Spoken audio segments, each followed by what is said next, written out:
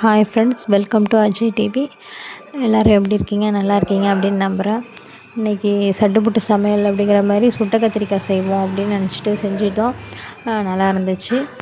கத்திரிக்காய் மேலே ஃபஸ்ட்டு எண்ணெய் தடவிட்டு அதுக்கப்புறம் சுட்டோம் அப்படின்னா நம்மளுக்கு கத்திரிக்காய் தோல் உரிக்கிறது கொஞ்சம் ஈஸியாக இருக்கும். அதுக்கப்புறம் கத்திரிக்காய் எல்லாத்தையுமே தோல் உரிச்சிட்டு நல்லா பிசைஞ்சிங்க. அதோட வெங்காயம் பொடி பொடியாக அரிஞ்சு அதில் போட்டுட்டு அதுக்கப்புறம் தேவையான அளவு உப்பு சேர்த்துங்க. அதுக்குள்ள தேவைக்கு ஏற்ற மாதிரி உங்களுக்கு பச்சை மிளகா போட்டுங்க. இல்லை சின்ன பிள்ளைங்களாம் சாப்பிடுவாங்க அப்படின்னா குடமிளகா கூட நம்ம யூஸ் பண்ணிக்கலாம்.